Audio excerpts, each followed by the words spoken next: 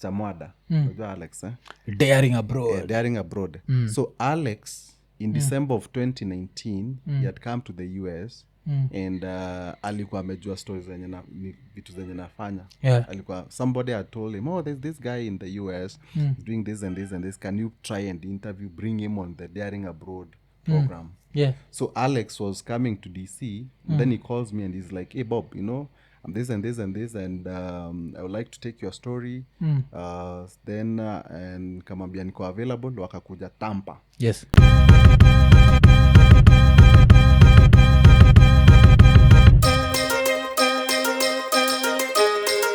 Ikonini. Yeah, na vile unacheki jo leo niko na Bob Mwiti. Bob Mwiti anakuwaga CEO wa the Kenya Airlift program, inasaidia wase kuishia masaiza states. Na since the like elections of states zina make headlines kila pahali, nikasema acha John invite Bob jo tubongeje vitu kadhaa both Kenyan and abroad. So ni politics gani unafind ikiwa ugly? Is it the Kenyan one ama the American? Which one do you feel turns ugly? Actually both. Yeah. And I'm saying both because the US as long as iko na Trump. Kama Trump hayuko hapo iko sawa. Yeah, but kama Trump ako, it gets ugly. Ugly as the Kenyan one. Because but kuna watu walikuwa nasema that he was like guaranteed to get a new term. Do you feel like that has changed? I think most people were feeling so, even me personally. Because Biden was not very strong, especially after the debate. It was bad. From that point Trump was almost guaranteed. But I think things have changed now. Right now it's 50-50. Right now it's 50-50. Like we cause ananilikuwa nakaa amenindi sana. Alafu in states unakoga, which state are you in? I'm in Florida.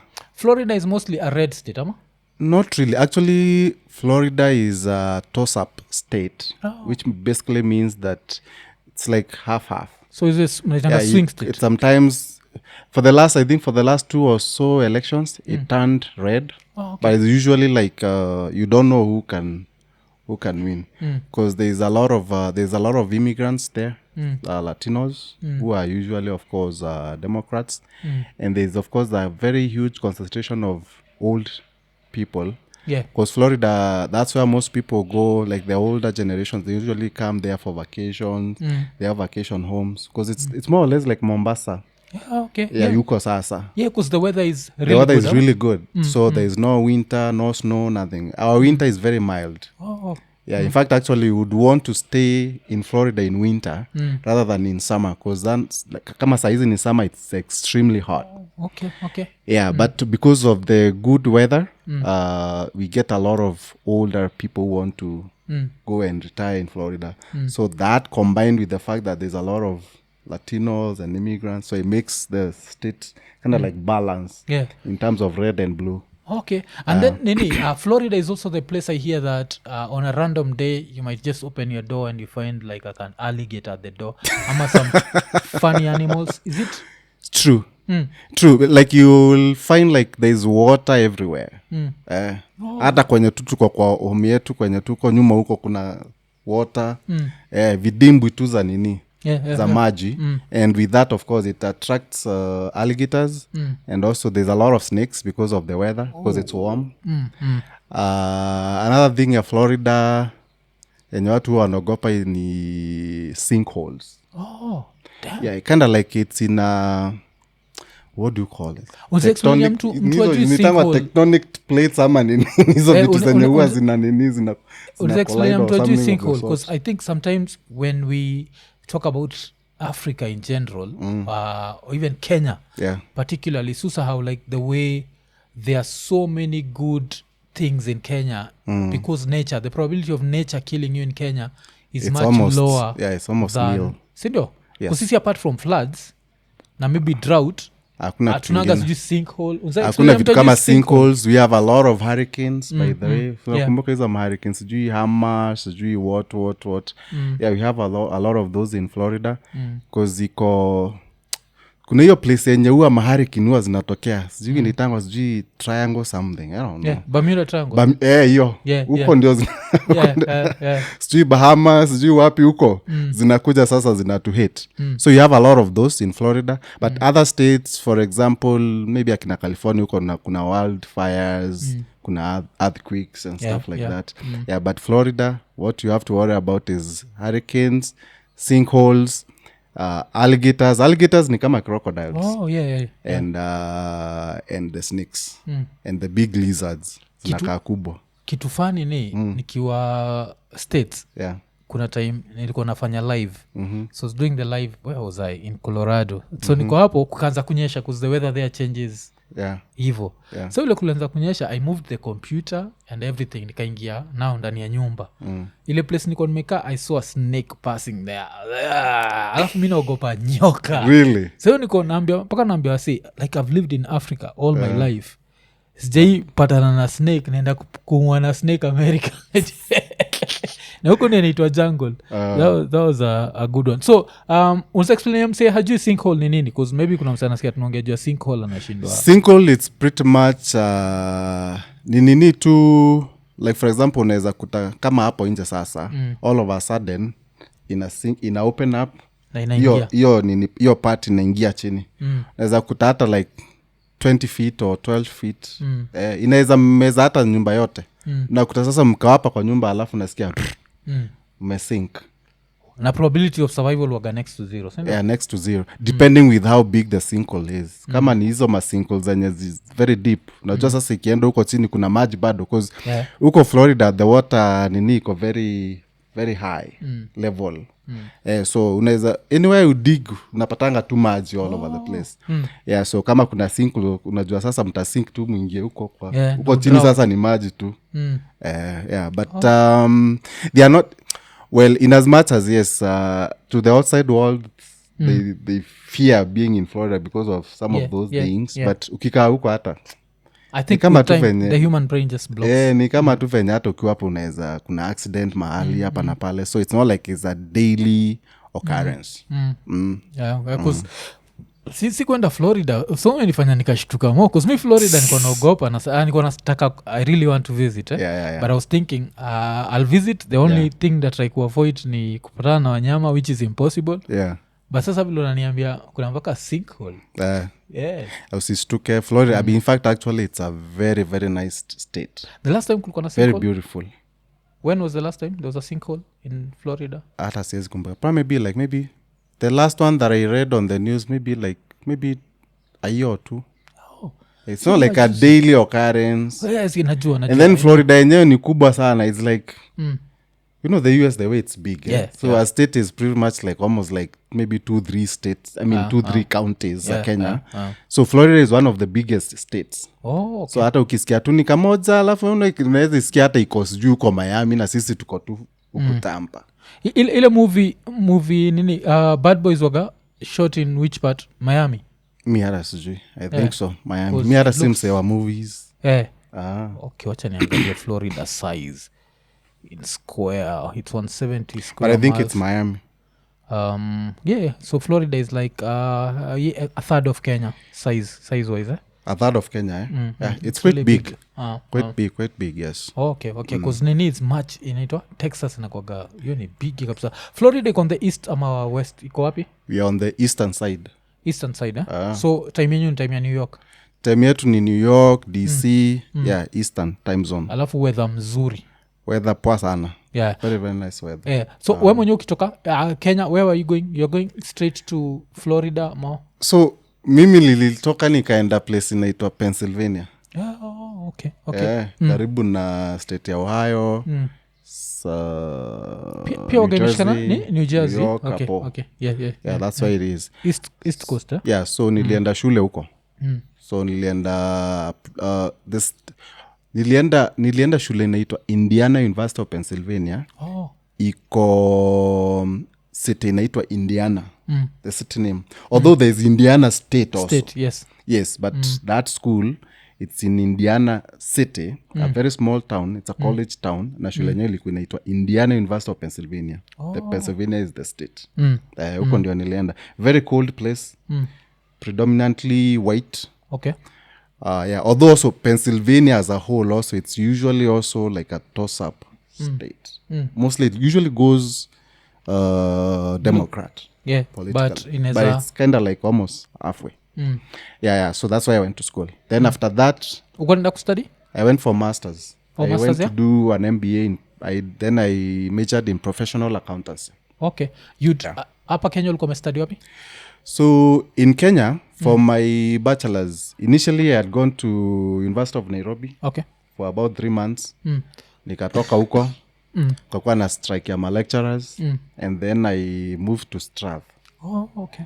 So nikaenda so University of Nairobi, I was doing a Bachelor of Science Mathematics. When so BSc mi nikoga Chiromo pia jo. Oh really? Mi niko Chiromo.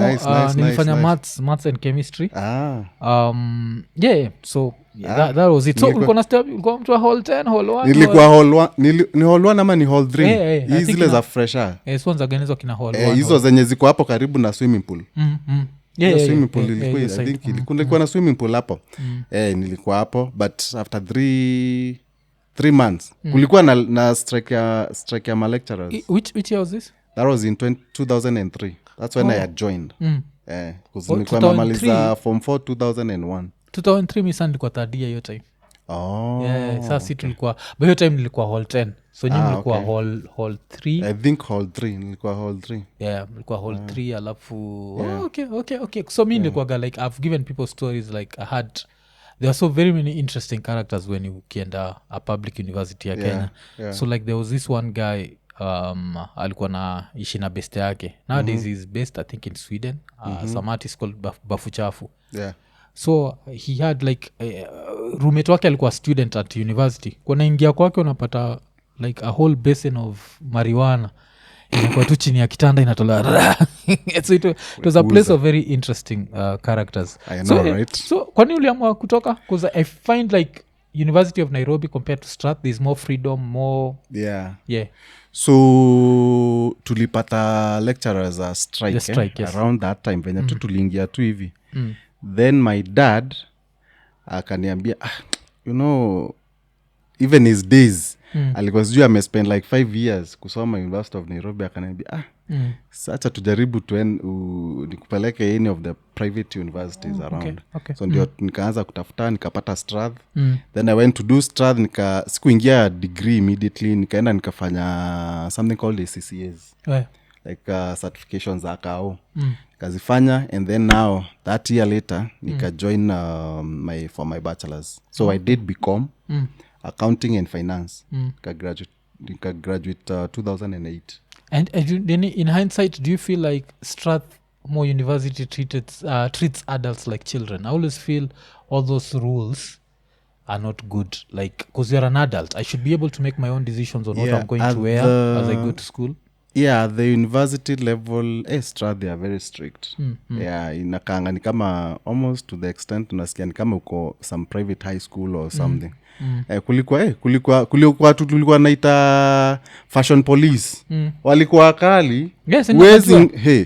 My friend, uwezi ingia hiyo nini, unajua sasa Strath si ati iko open na mali yenye mnapitia nyi wote hiyo asubuhi. It's the same gate. So unafukuzwa na hakuwa ataka mchezo.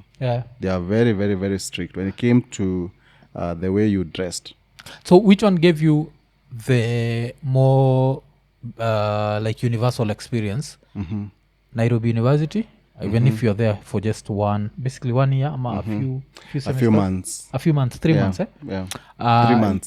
Iyo 1 semester at University of Nairobi compared to how many years at Strath? 4 years at Strath.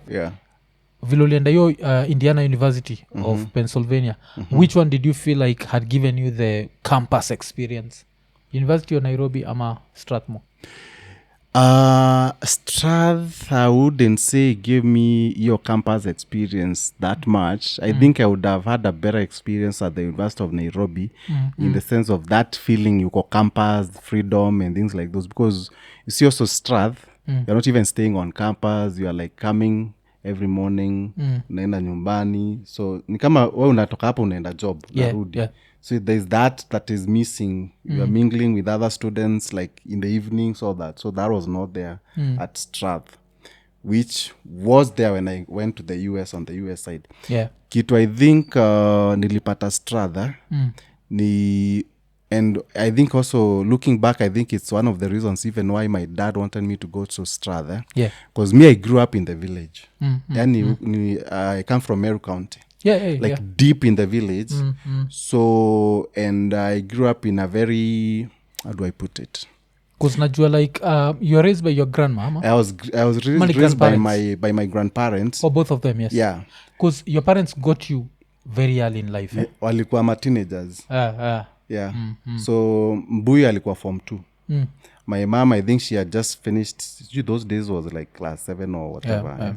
So then of course me, I never lived with any one of them. So immediately I think after a few years my mom was married somewhere else. And then of course my dad, him, unajua penye maboys tu una continue tu na life yako yake. So aliendelea na shule, kamaliza form 4, akaenda form 6, akaenda university. But I was never in this life those early days. So mimi growing up ni ile ushago kabisa. So confidence ya kuongea nini, that was a challenge. Although academically I was a very bright kid. Yes. But kuongea sikuwa, you are timid. Yeah, very timid. As in ile kuogopa nini. I think Strath inisaidia in a way hata kuongea vizuri kizungu, ile hiyo confidence. Because unajua Strath ni wa mababi. So you can imagine sasa umeingia kwa mababi na we, in as much as by that time I would say I was babi bado, but ni babi oshago. Yeah. ni babi mshamba. So I learned a lot in that regard. So it prepared me also hata kuenda pande ile. Okay. Confidence. Buddha profession ni gani alikuwa anafanya? So my dad is a businessman. Okay. He went to the UK 1996. Yeah, bado mi nikuwa primary school. Then after hapo akaingia into business. And that's what he's been doing since then. So gap yenyu ni how many years? 17. Ukiona Mbuyu, you would think he's my big bro. Because I was just guessing yani. Because the gap, because the way I look at it is vile siku hizi kama vile kulikuwa na the Gen Z protest. Nilikuwa naenda hapo na meet mtu ananiambia like, I was born in the year 2000. Niko like, good ajo. Like so I try to understand like the gap is nini. So at what point did you think ukiwa states ni point gani ulifikiria ukasema na nilipia kufanya Wakenya wakuja hii area? So so when I went to the States, I mean, that journey of going to the state for me was a very long one. In the sense that after, when my dad came into my life in 2001, just to give you a little bit of some background. So, at that time, I'm guessing you're 19? Yeah, 2001. Yeah, nilikuwa form 4. Tulikuwa naingia form 4, so tulifanya KCSE ya 2001. So by the time I was getting into form 4, nilikuwa na a lot of school balances because me I struggled a lot. Kuingia shule. Nilikuwa nasoma shule inaitwa Nkobo High School. But actually I had been admitted to Nairobi School. But sikuwa na school fees, nikatafutiwa Nkobo High School. Okay. So nikasoma Nkobo High School with a lot of struggles. But so by the time tulikuwa tumemaliza form 3, when we were going to form 4, there was a chance that singekuwa registered for KCSE because I had a lot of school balance. So when I went home when we closed school, I told my grandfather. And so I told him, you have to do something about this thing. Otherwise, I will not register for KCSE. So hapo ndio lianza kutafuta my dad. Yeah, okay. And at that time, my dad had already left for the UK because he had left in 1996.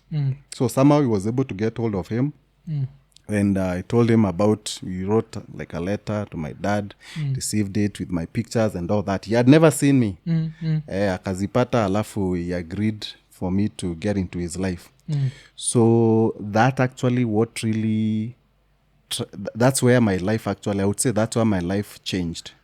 From this kid who was pretty much, I was a very poor kid in terms of money and all that. I didn't have much. Yes. to one of the richest kid in the village, in school, whatever. Yeah, and viatu mngaro mpya kutoka UK, sijui nini, all those things. Akaanza kunitumia and all that.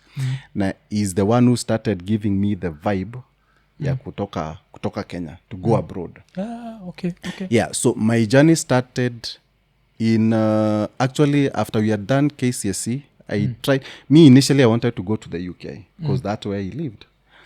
But little did I know that journey also was to be a very long one, because every time I went to look for a visa, I was denied.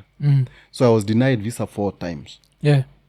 I got my visa to the US at the 5th attempt. Oh, okay. Yeah. Okay. So to rewind up, yes. Which was the first year you went? So I went to look for a visa in December of 2001. After kumaliza KCSE hivi, nikaenda kutafuta visa. Yeah.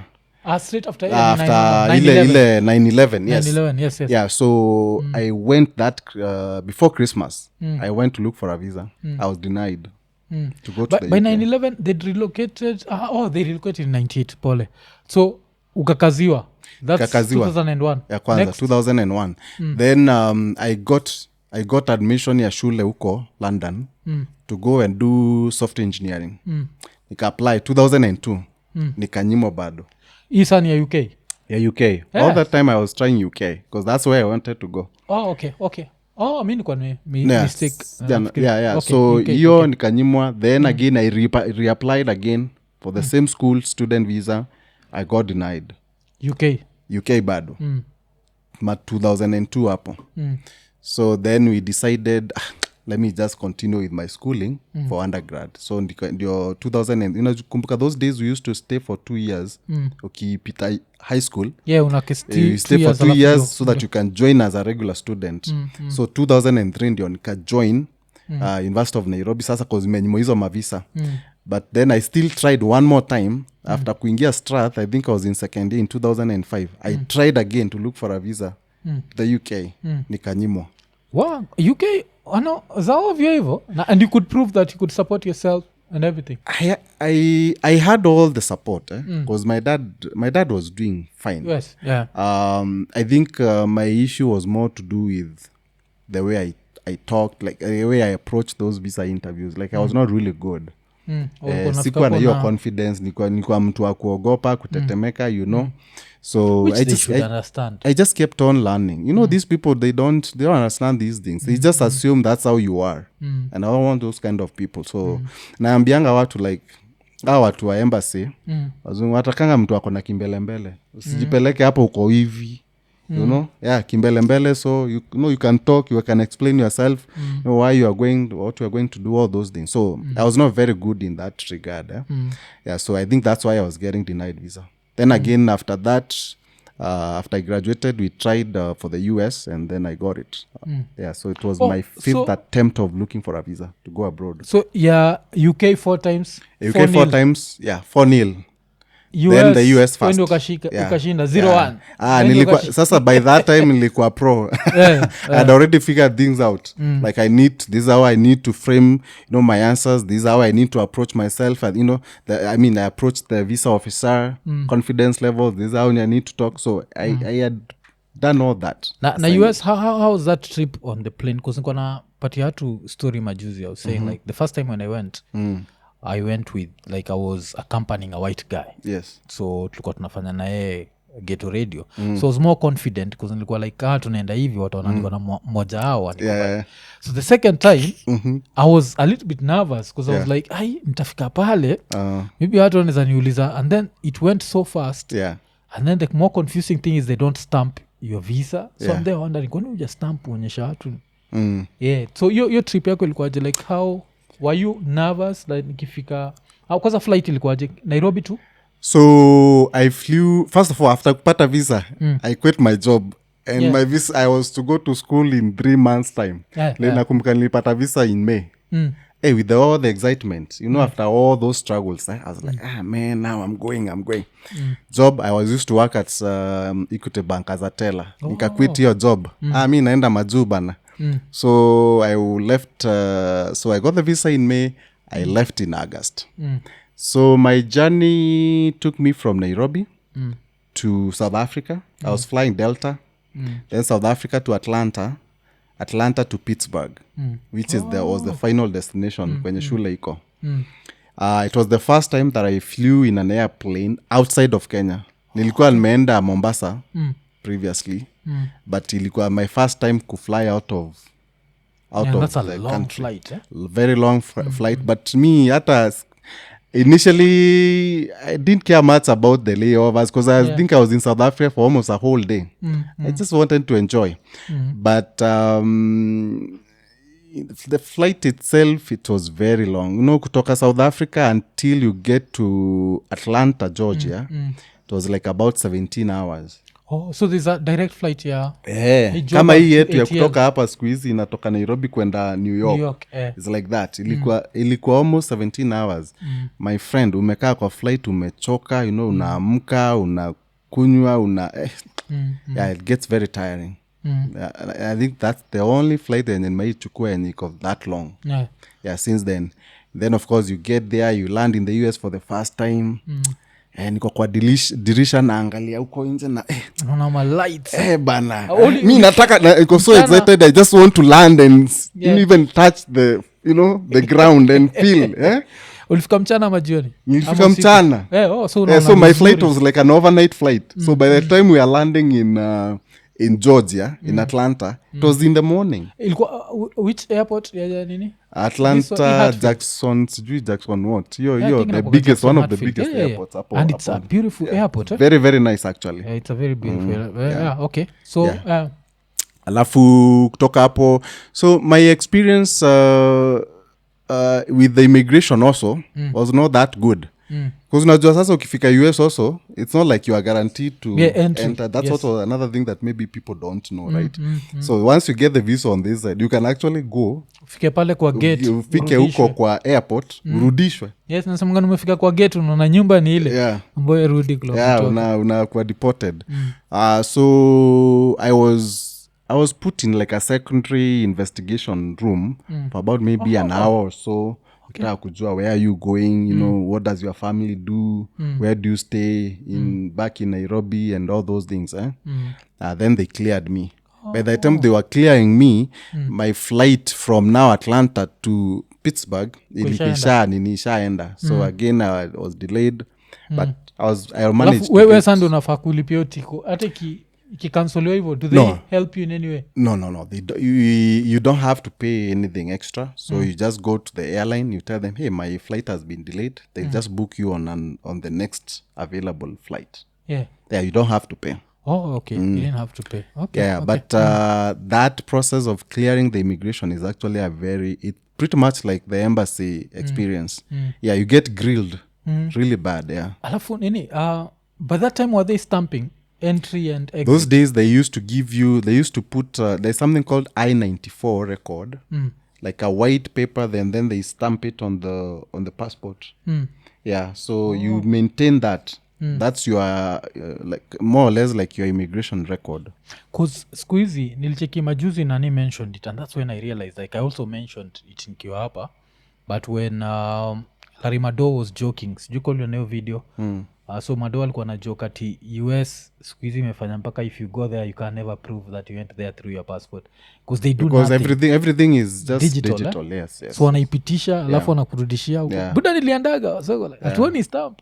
Hakuna. Because tumezoea vitu kustampiwa. Unastampiwa. Yeah, those days there used to be that. You are talking of 15 years ago. Yes. So with time technology there used to be that, yeah. Okay. So niko nakuuliza like ushafika huko, you're a student, so you did your masters so nikaanza masters hapo, nikagraduate in 2011. So just to answer your question, uliniuliza ni aje nilianza hizi story. So it was all out of my own challenges za kwenda huko. Although I always say, like, for me really I was lucky enough that money was not really one of them. Major problem, at some point in my life. After my dad came into my life, I didn't have issues with money. That's actually also why nilikuwa strath and all that.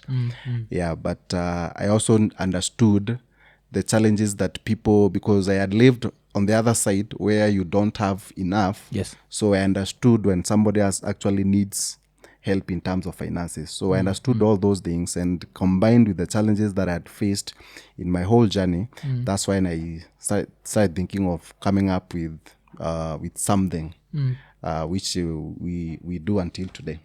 Yeah. Okay. So hapo ndio kaanzisha Kenya Airlift program. So uliregister, is it registered in Kenya ama is it registered in the US? Like how does We are it registered in the US. So so what happened?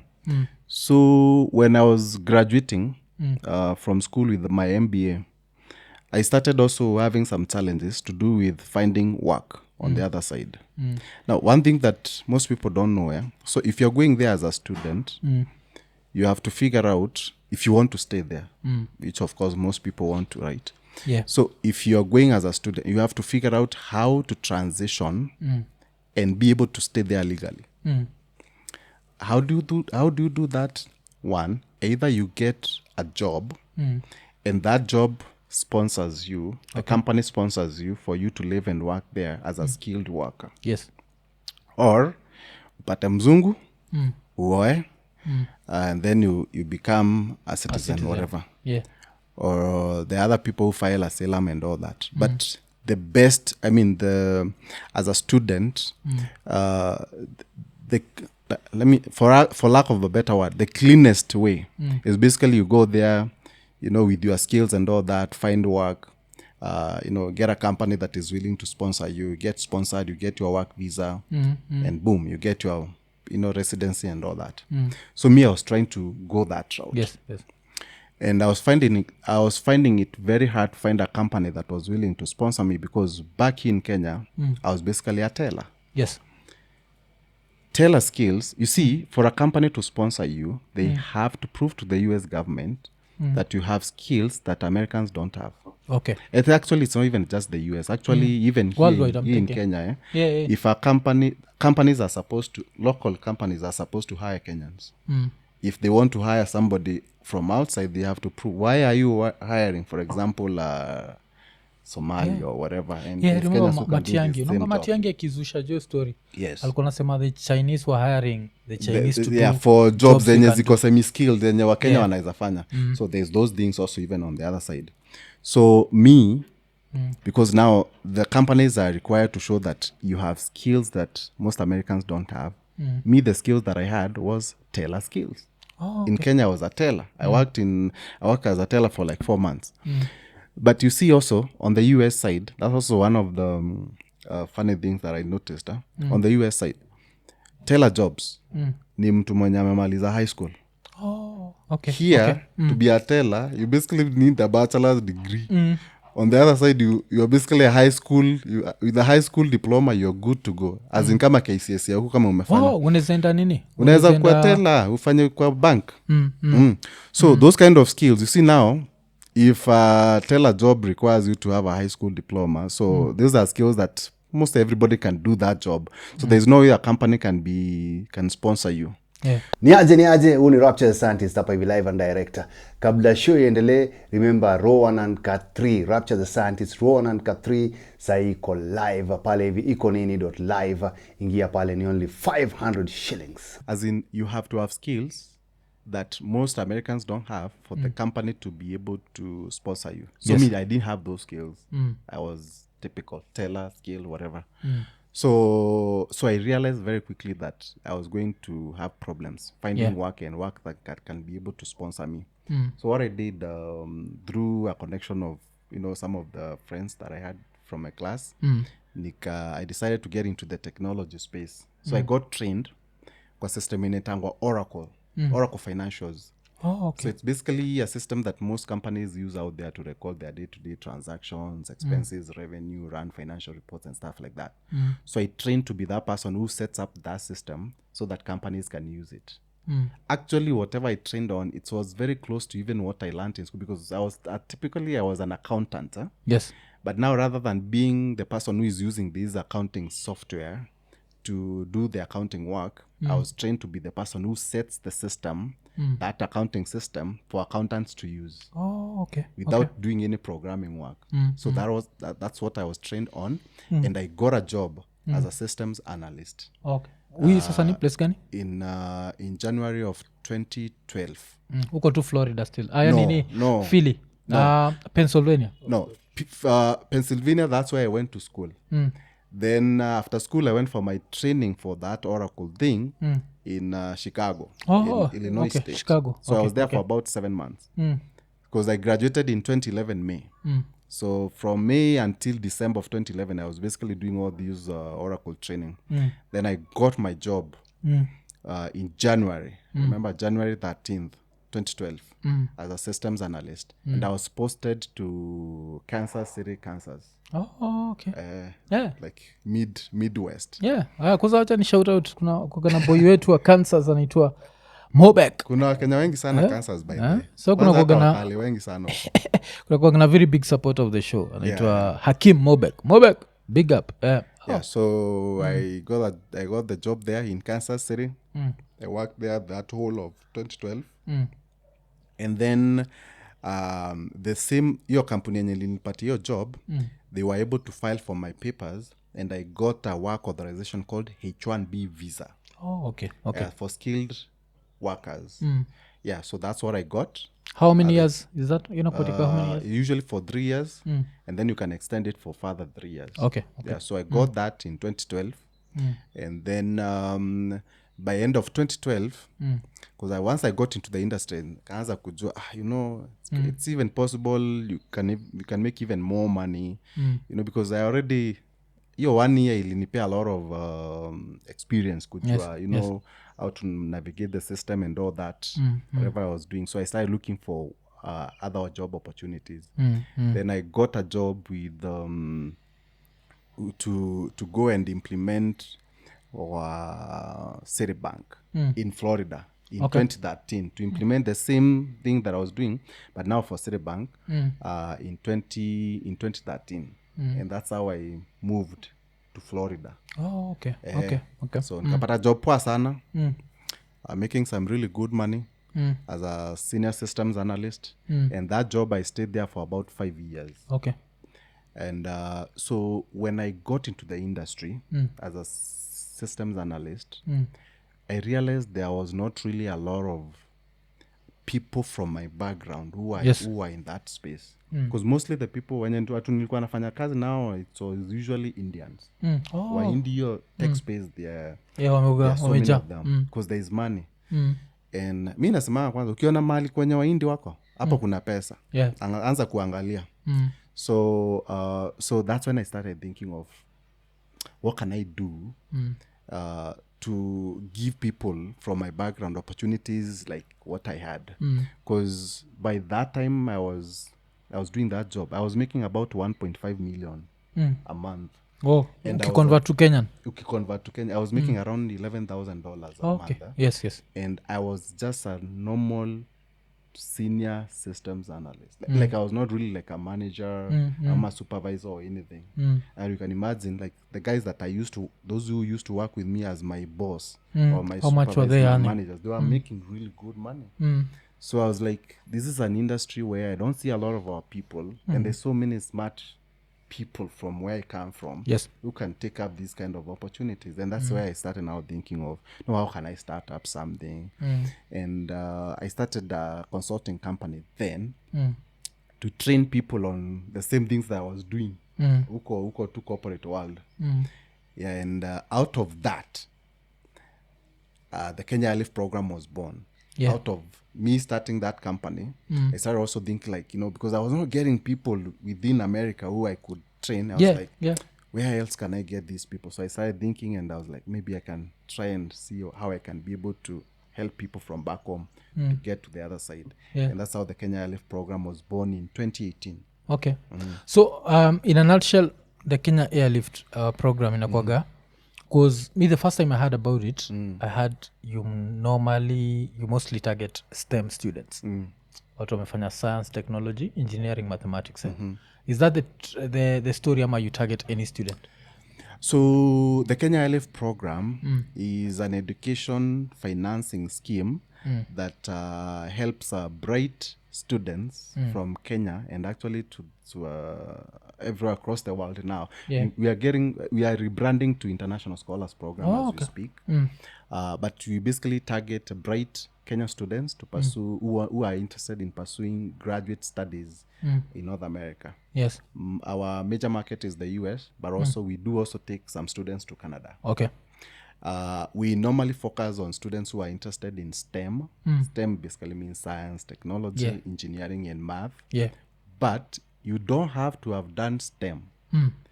You can, whatever you'll have done for your undergrad, BA, whatever, forestry, religion, whatever. But as long as you're interested in pursuing STEM, you're good to get into the program. Okay.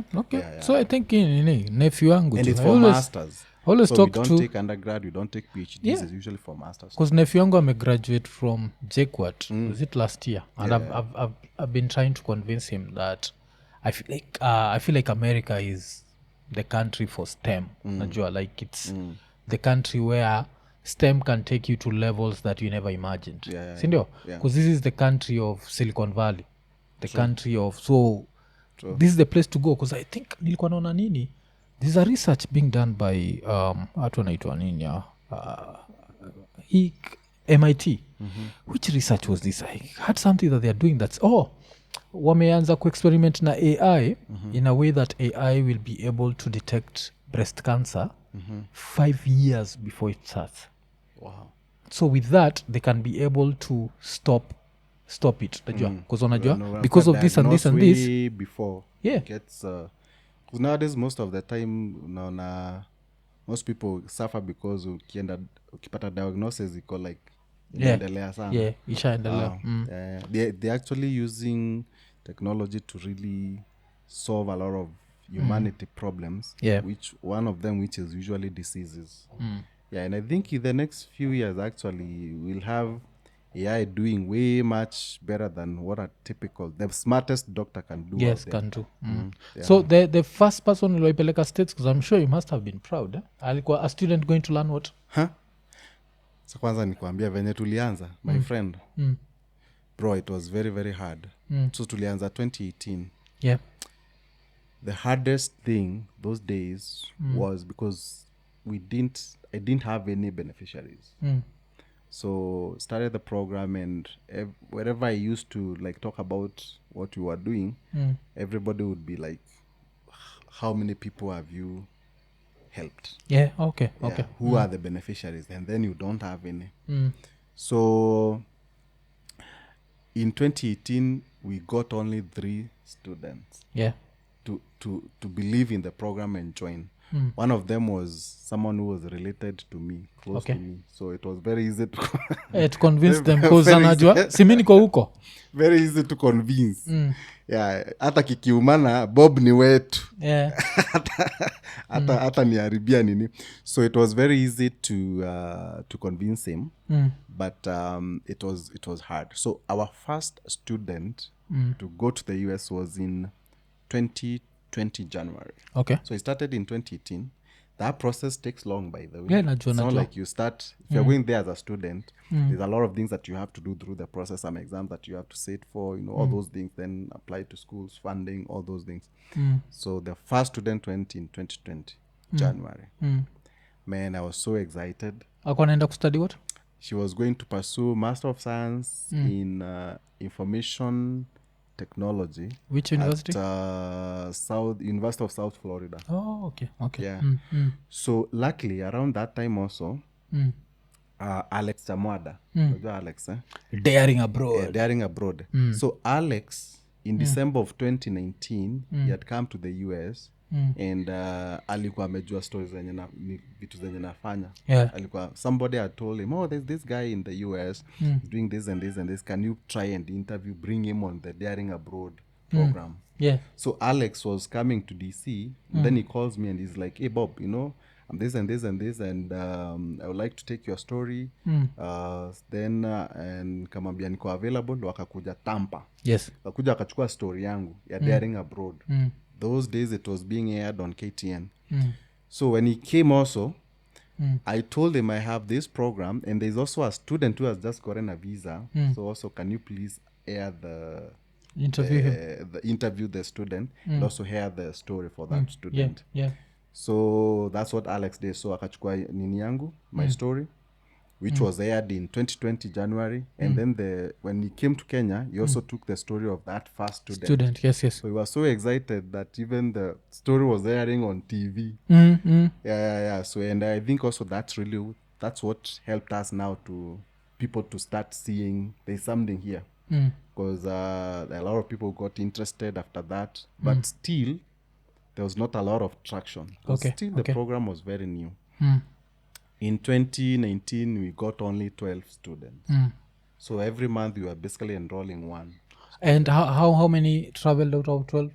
How many got into the US? Waliweza kufika US? From those 12 of those holidays, I don't remember, but so far we have about 500 students who are, including the ones who are who are relocating this August. 500 students, over 500 students, and we have a community of about 2,000 students. Yeah. So 500 are already in the US. 500 are already in the US. 500 wacha tuone. That's in 6 years. 500. We'd say that's like 85 students a year. A year. That's really good. That's like 7 students a month. That's really good. So the thing is, our early days, because we brought one in January of 2020. Then there January was the first time. So this is good, man. This is like 10 students a month. Yeah. So January 2020 we brought one. Then COVID came. Immediately that student landed in the US. There was COVID, everything closed. So we didn't take any student again in 2020. Till 2021. January again, 2021. We brought 3. Okay. 3 or 4 students. Then because we normally take students in January and August. So then August of 2021, I think we brought like 6. So those early days, we were not like taking many students because we didn't have many. You understand? Kitu funny na mimi ni because I know how hard it is to get that visa. It is. I've seen a lot of people get no. So that's why I'm getting excited with 10 students a month. What? Yeah. It's because I know like you're doing a really good job because it's really hard to get. Because kona sema by 2021 January ndio mkapeleka another 3 students. Another 4. January of 2021. So by January 2021 tulikuwa na 5 students in America. Yes. And now we have over 500. So what has happened in the program actually in the last so at some point also I got featured by Jalas on Bonga na unakumbuka Jalas? Yeah, Bonga na Jalas nilicheck. Yeah, I got featured by Jalas on Bonga na Jalas show in 2021. I think it was May. Wametoka US nikaongea naye kaniambia wewe kuja. So hapo that's where our program picked up. We started getting a lot of students joining and now of course with many joining of course more get probability to get visa. So that's so we've been able to take so many students in the last 2 years to the US. Maybe to understand when you say many students joining, like what happens if someone joins? Nina happen? Is it what are you enrolling for? So because like I said, that process of going to the US, it's not a process that you start today it's and not. Yes. you go. So when you join the program as a regular student, you have to train and sit for an exam called GMAT or GRE. These are exams that you do if you are going to pursue graduate studies on the other side. Okay. GMAT means Graduate Management Admissions Test. GRE means Graduate Records Examination. Okay. A GMAT exam is done by those students who are going to pursue a program that is typically domiciled in a business school. For example, a program like MBA, program like, let's say, for example, Master of Science in Business Analytics. Hizo programs zenye zitakuwa business school ya shule. Yes. Most likely, they will require you to have done GMAT. Yes. Then any other program, you need to do GRE. Yes. So to train for those GMAT and GRE takes time. Okay. Our training normally is usually for about 2 months. And then after that also, you have also to take some time yourself as a student to prepare well, So by the time you are going to sit for that exam, which is usually done here, it's usually about 4 months. Okay, so hiyo kina So GMAT umeingia tu na umemaliza the first, hata ujafanya anything else, ni hizi maexam tu unasomea 4 months zitaisha. so GMAT na GRE ni kama TOEFL and SAT for Ni kama undergraduates. SAT ya undergrad. TOEFL is primarily for English. Yes.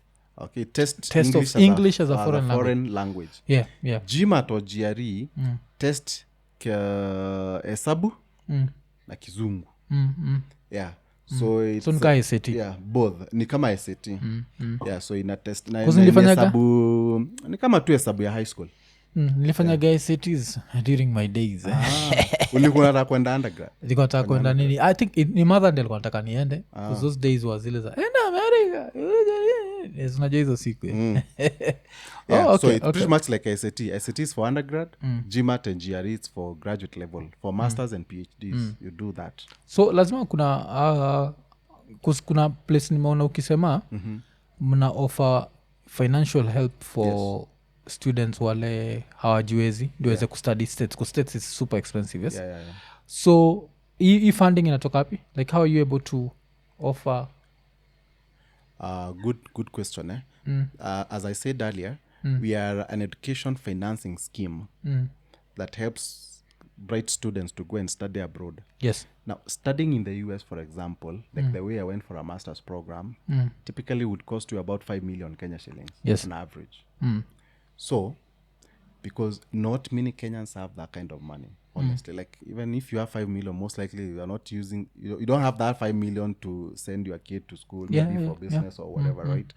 So, what we do is, and what we solve in the program is that since you can't afford the 5 million, what we have is we have partnerships with universities on that side. Okay. And additionally, a lending partner on the other side, which is pretty much like a bank that gives us the money. And then we are able to facilitate to you.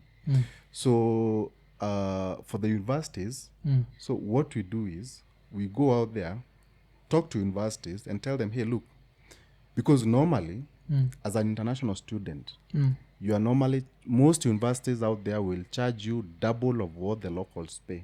Yes. You pay international student rate as far as your tuition fees is concerned. So let's say, for example, like the school that I went to, it's charging you, international student, it charges them $20,000 per year. Our contract with them, when we try to negotiate a deal with them, we tell them, hey, look, we have a fantastic program here that has really good students, and we would like to work with you. But for us also to work with you, can you please give us some scholarships, or mostly call them tuition fee waivers, yes, so that our students don't have to pay like any other typical international student. So for example, now in that case, if it's 20,000, we negotiate for the university to charge our students 15,000 instead of 20. So our student gets 5,000 off, as in in the program you are getting $5,000 off as a tuition fee waiver, or you call that scholarship or whatever it is. Also, there are some other requirements that usually universities have. For example, evaluation of transcripts, which costs money, enrollment deposits, which costs money. So if somebody is within the program, they don't have to worry about those things. Okay. Now, coming back to the cost of studying, I've told you, for example, our university gives us 5,000 scholarship. Yes. But still, you have 15,000. I'm giving you an example. You have $15,000 to still to pay. So where will that money come from? So that money now is the one that comes from our lending partners. Yeah. So we facilitate that as unsecured student loan. Oh, unsecured. Yes, unsecured. Yeah. So since it's unsecured, what guarantee does the student give you that So they're that not you going can to give give you a them bad credit score? Because pia najua states, Yes, there's the issue of credit score. absolutely. So you don't want to mess up your credit score. So don't mna want to make mess sure aje ndio ma students watalipa, because pia naweza amua nikishasoma Na I have the knowledge, wewe hata mimi nirudi Bob block Absolutely. caller story That's it. kisha. Yeah, absolutely. Yeah. So what we look for in the program is not necessarily that you have some collaterals, shamba, what, logbook, whatever. No. What we look for is your potential after you are done with your studies, how easy it is it for you to be get a able job. to get a job. Now for that's why earlier we said this program is for those who are interested in pursuing STEM. You understand? Yeah. Because if you're going to pursue anything else, we won't accept you into the program.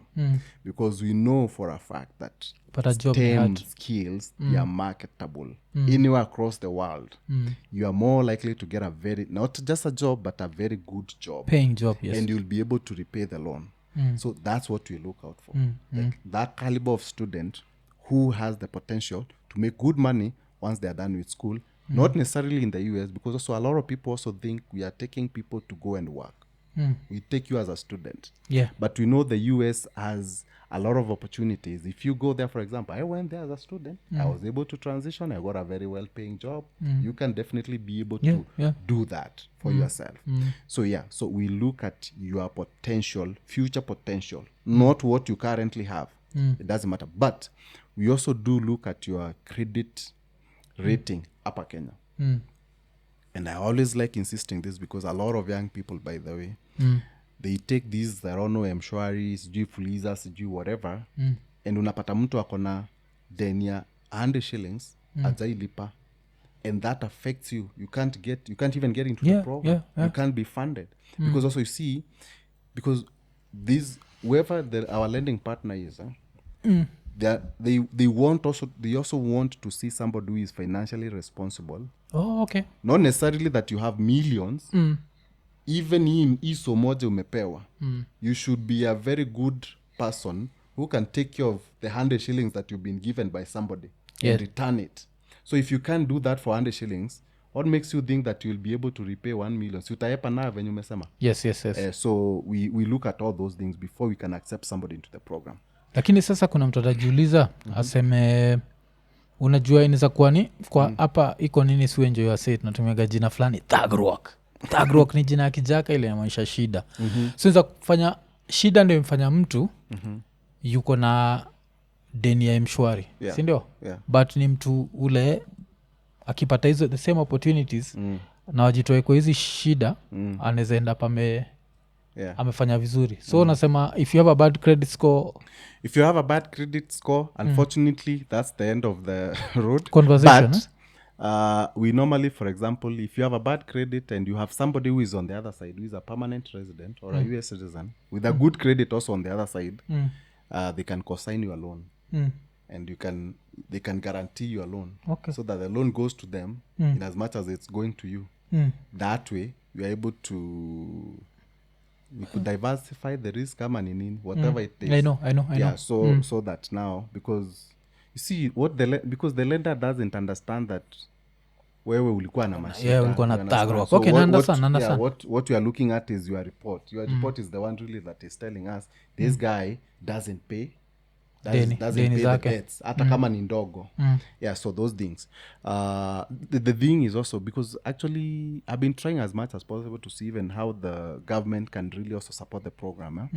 And because President Ruto at some point he had said that those who are on CRB they can be removed as long as ulikuwa na deni less than 2,000 and you clear, you'll be removed from the records. Because you get a lot of students actually who struggle to get into the program because of the fact that akona kaso moja so mbili na wanaenda nalipa lakini bado hiyo record bado iko hapo. Itatoka sijui until like 5 years later. So you see now you have to wait for 5 years to find this, to like get into this kind of opportunities. So I tried as much as possible to engage the government on these things, but unajua government yetu sasa najua inakuwa slow sana. But I think at some point or if they are watching this, anybody out there in the government, kuna kitu moja nikiwa states, kuna kitu moja niko nashinda, everyone kept telling me about its credit score. So hata wacha niambie, kuna watu sikizaga rap hapa. So kwa rap kuna kuwaga na ngoma ya Jay-Z inaitwa The Story of OJ. So Jay-Z ulizaga, you want to know what's more important than throwing away money at a strip club? Credit. So credit score is very important in the States, because in Kenya it's an issue. Unajua like I can stay kwa CRB for the rest of my life, and that's okay.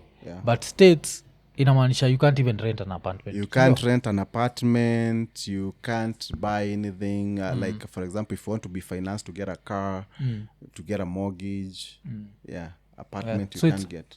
So that's why I very, think very it would also be very hard for someone to cosign you Yeah. bcause naweza kucosign alafu mess Alafu up credit mess up. score yangu. Yeah. Check So also to curb what you just said, like what if upe mtu still also at the end of the day, hata kama for example maybe your credit on this side is good and you get into the program, we give you the money and you disappear. So but on the US side, we, you know their systems work. Yes. So we do report the loan that you are given. So it gets reported and if you miss, it's being reported. So you if you end up not paying, you basically have a delinquency. And from then on, you'll never, even some jobs, you can't get some of the jobs kama credit yako ni mbaya. So you're basically, your credit will be messed up. And that's the last thing that you want to do if you're an immigrant on the other side. You want to keep things clean. So we do all those measures to at least, you know, make sure that watu wakatai kulipa because like you said, somebody can go on the other side and they just shut off. They've taken your money and they disappear. So but sasa we do all those things. but si inamaanisha mse anawezaenda get the skills asilipe but arudi Kenya, so the only time itamuaffect ni kaa akiamua kustay US ama See, also we are not that stupid. We know the lending partner who is funding us, they also understand that people can also return, but chances za kureturn kama umeenda pande ile ni low. So it's a good thing because pande ile you're going to earn good money. Yes, you're more likely to earn good money on that side. So than they here. know that. So that's why they are banking on you. That's why they are trusting that they can give you the loan, and chances of you getting a job there and being able to repay, they are higher. So it's possible. But you cannot you can't say that kila mtu ataka America. You get people who come back. But also it's part of the risk ya business, just like any other business. So you know there'll be a few people here and there when you ata nini, but also they can follow up. You can follow up you also even on this side. So it's not like you can just disappear. Because we have all the references, unajua kwenu, tunajua all that. We have all the information about you. The loan rates the states waga how much? Nini? Because najua Kenya loan wakituka 23%. So we have two sets of loans, by the way.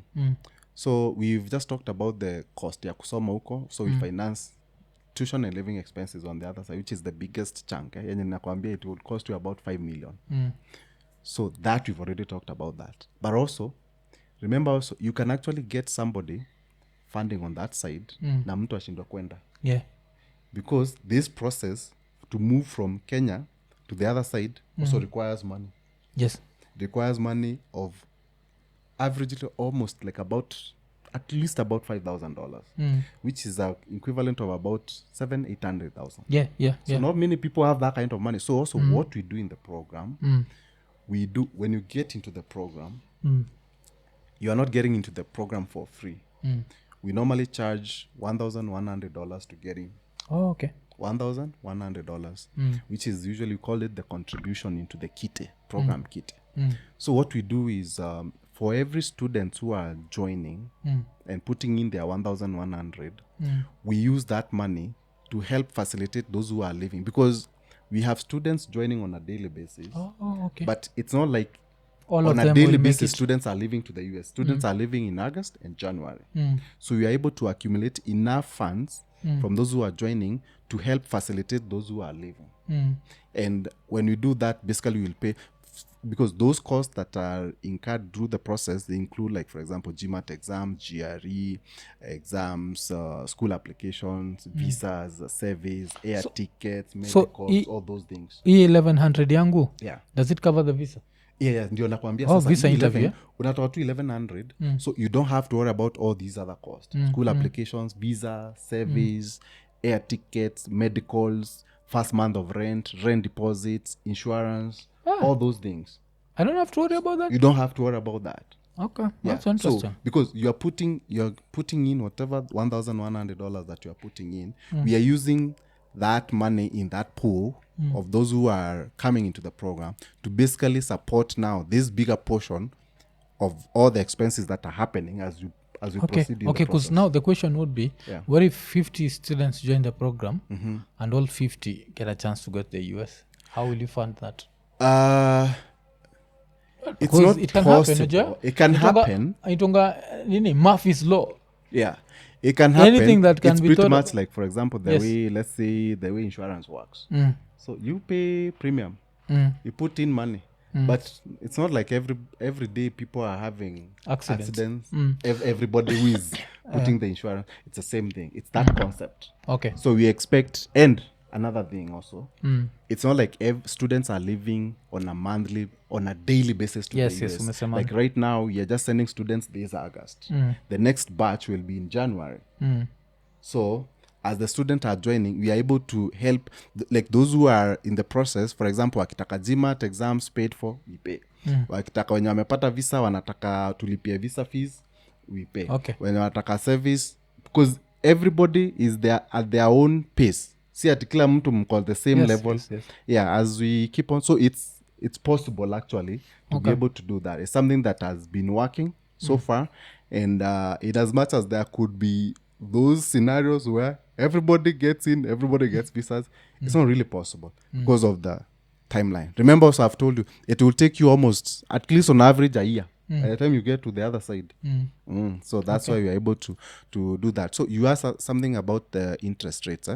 So this ya kwenda hapa, ya relocation, we call it the relocation cost funding, or the transitioning cost funding. To transition to go on the other side as a student. Yeah. So this one, we normally charge 1% per month, reducing balance. Pretty much like SACCOs hapa. Okay. We charge that to you as a loan. And you utalipa within 2 years ukienda pande ile. 6 months, once you get on the other side, you start repaying for 2 years. So that money is coming directly from us as a company, as the Kenya Airlift program was as International Scholars Program. The other money on that side for tuition and living expenses comes from our lending partner on the other side, and some of it from whatever discounts or tuition fee waivers we got from the universities that we work with. And for the loan, for that side, it ranges between 12% to about 15%. Okay. Because see also, it's unsecured. Yeah. So high risk. Yeah, high returns. An unsecured loan in the US, you could even get it with as low as maybe 7, 8 if it's okay. I mean, a secured loan. A secured, Yeah, but this is unsecured between 12 to 15%. Yeah, because Kenya ni huko ma 20 to 23. Very high. Kenya nakoga very high. Mortgage huku ni ngapi by the mortgage hapa I think the best unzapata ni 12%. 12. Yeah. Na kule mortgage ni the higher side ni 4, 5 ama? Size mortgage I think like 7. Oh, imefika 7. Okay. 7, yeah. But like our days, like when I was buying the house, mortgage then was like 3%. Yeah, because najua ilikuwa low sana. Yeah, very low. Okay, but inakuwaga si ni on reducing balance. That means if you pay a chunk of it. Loan yetu, whatever we give the student is usually on reducing balance. Okay, buda. So lakini hii inamaanisha hii program yako kama mtu amesota hizi ingia? To some because you need at least this 1100. To some extent, yes. You at least you need to commit yourself with the 1,100. But also I always say is we are really reducing the burden to a very big. Yeah, najua. Like I can see the advantages. Rather than you worrying about 5 million, we are making you worry about 1,100. The other question would be, yeah, age. Is there an age limit? Because one of the things I admire about America, is you can make it at whatever age. Nasemekanaga mse wa KFC ali make it after 60. So let's say I did my university, nika graduate, and all this time I've been working in Kenya. Can I decide, you know what, since I've been working in STEM in Kenya for the past 15 years, I want to go now get my master's? Is that possible? Ama nitaambiwa Z? So it depends with how old you are. Typically, we like somebody to get into the program, somebody who is below 50. One of the reasons is because when it comes to getting visa, inaweza kuwa ngori kama we ni mzee sana, because what really, like a lot of people get denied visas generally, and mostly is because they are not the visa officer. When they are sitting there and adjudicating your case as a student, they want to see that you are actually a genuine student. Oh, okay. And for example, if you come through a program and you are like over 50, and you go to the embassy and you are saying you graduated around in 1983 something, and now you're going for your masters, that visa officer will doubt you from that moment. Will think you are trying to use the student visa as a means to go to the US. You are not really a very even though you are, they would think you are not a genuine student, and those are you are more likely to be denied a visa. Okay. So in as much as yes, you would want to have everybody get into the program as long as you have a bachelor's degree, we highly advise anybody who want to get into the program, don't get into the program if you're over 50. But we still get people. Yeah, we actually have 60-year-olds in the program. Because reason na kuuliza hivyo is mi hata vile umesema 50 I was impressed because we live in a society that tells you that if you don't achieve this by 30 you're too late. Yeah. Understand? So that's a mentality we need to finish. You can achieve something late, after 30 after 40 na check it. So it's good that unamesema 50. I was even surprised. Niko nafikiri utasema kishapita 25 sikuje. Hapana. Kwanza in fact actually most of our students they are over 35. Because hao ndio wamekula shida hii Kanairo, and then they are not progressing. So they want to try something different. So you have a lot of, in fact actually even 40-year-olds. Yeah. We have a lot of 40, 45. I think the oldest mwenye ame succeed on the other side they are like 47, 48. Yeah, we have a lot of those cases. I joked hapa kuna mtu aliniuliza like when I was in ATL kuna huyu boy tulikuwa naye anaitwa Brayo aka the Mr. Year. So akiwa na dem yake wakaniuliza like would you see yourself living here?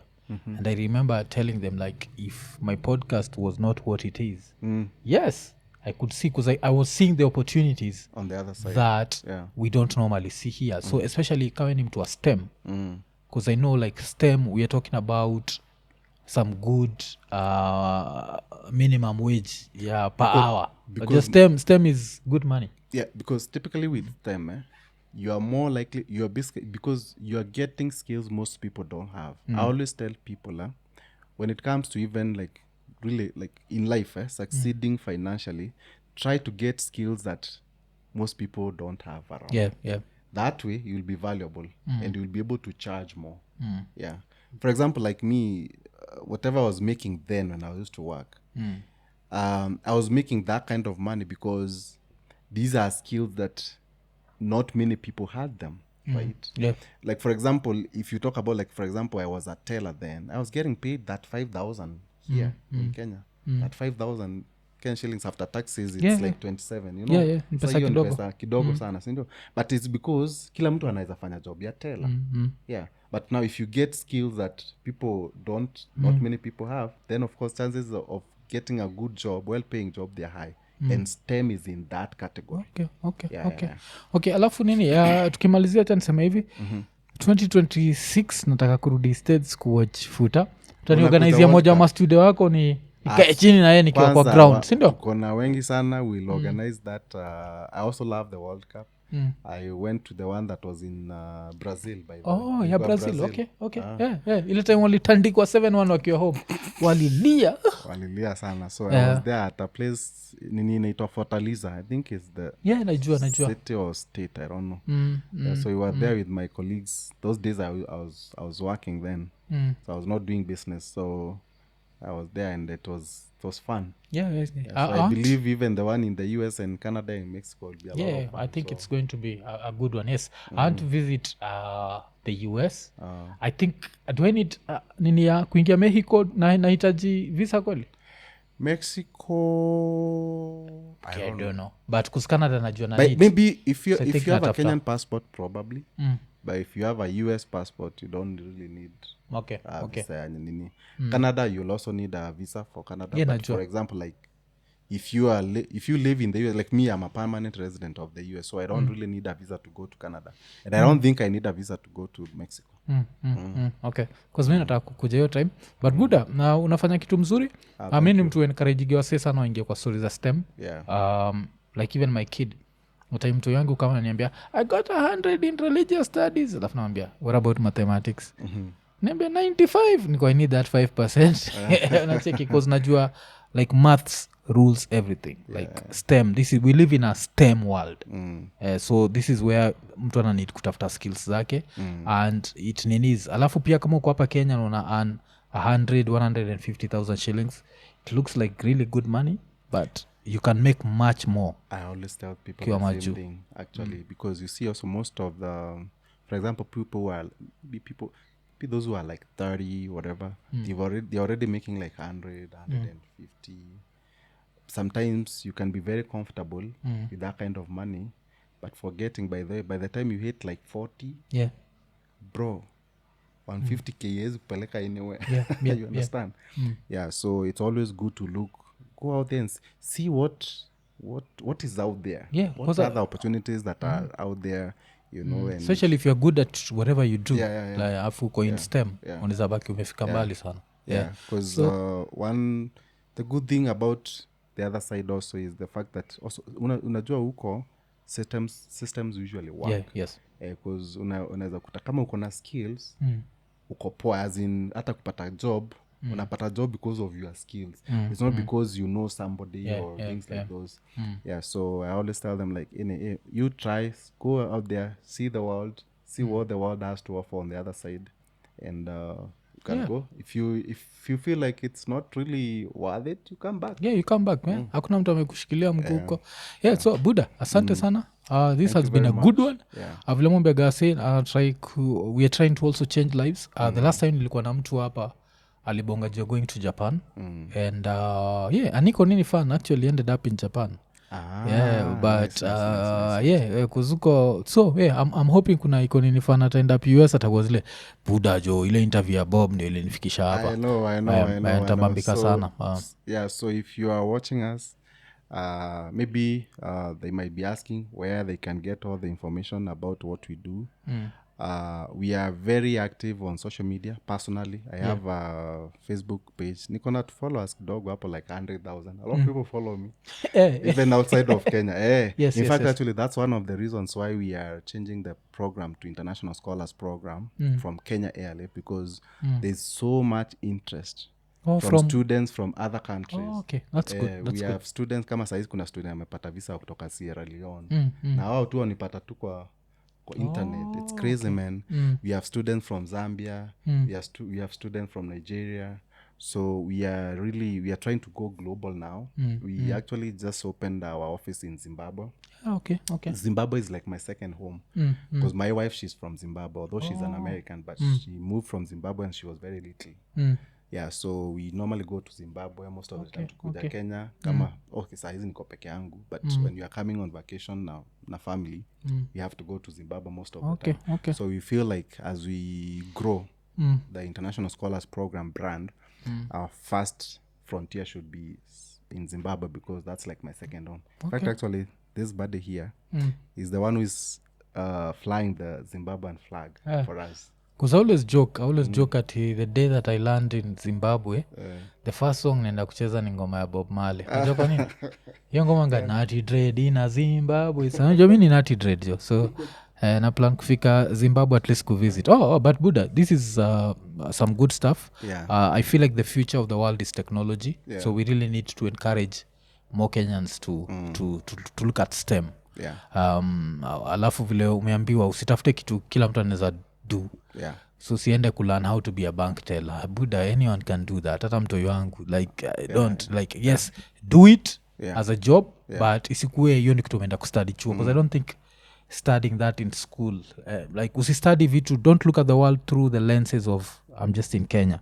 It's a very big world out there. The world has become a global village. So it's actually very easy to get even jobs outside of Kenya, even when you're still in Kenya. Still like in as Kenya. long as you have the skills that are needed out there, because there's a lot of companies out there looking for people with these really these really good skills, those complex ones. So I didn't finish about how they can get me. I only talked about Facebook. So the best way actually to get to know about the program is to go to our website. You can search the Kenya Airlift program. You spell it as PROGRAM. And our website address is www.kenyaairliftprogram.com. You go there, download our handbook, check out what we have, the schools that we partner with, the programs and all that.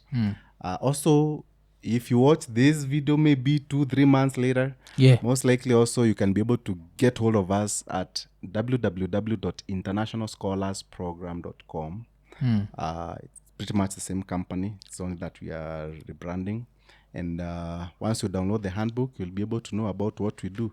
Physically, we are located in Westlands in Nairobi, here in Nairobi, at the Mirage, right next, the building next to GTC, off Wayaki Way. Okay. And we are on 8th floor. You come there, you'll meet our team that will be able to answer all the questions that you may have. We also have an office in Meru. That's actually where our biggest office operations are. But also we intend to open an office in Kisii very soon, Eldoret very soon, Kisumu also.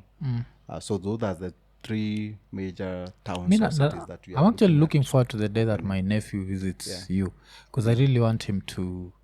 He has a degree in computer science, and I really want him to try. Nataka try there. Try America. Mushinda can do something like cyber security masters. Nataka ishie Silicon Valley. We have a nice school actually in San Francisco, in Silicon Valley, where students are going to pursue Master of Science Computer Science called William Gisap University. It's a really good school.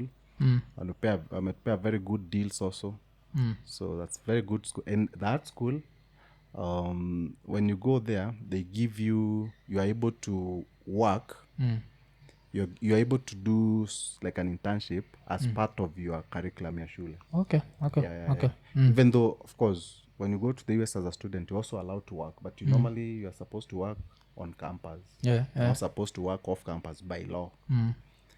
But also that school, you can work as part of your school curriculum, so you can end up working like 40 hours. Which is good. Kuna a lot of opportunities. Kuna a lot of opportunities. So Buddha vile nimesema shukran kabisa. Asante sana bro. Na pia vile mmesikia ikikam to American visa, no one can never guarantee you that, because I think that's something that also need kusikia. Absolutely. So ukiwa out there, ukiona kamse fulani kanakwambia nimekugarantii jua na kucheza, umechikivilani amekuwa honest kabisa akikwambia hiyo hakuna mtu jo unaendaga pale unapata mtu amekona wrong day anakwambia no, anakupatia nika pink slip mtupe and so, even though there's no guarantees, what I always tell people is that you being denied visa once should not really stop your dream. You try can again. Go back again, try again. I did for 4 times, so you can keep on doing that. We get students who get denied, they get at the second attempt, at that attempt. So that should not stop you from pursuing your dreams. That's the fact that maybe it's not guaranteed or you can be denied a visa. Okay. I always tell them, be patient, and you have to be somebody who is very resilient. Yes. So kama kawaida vile usisemaga like, subscribe, hit the notification button, tell a friend, tukimalizia tukisema ekonene.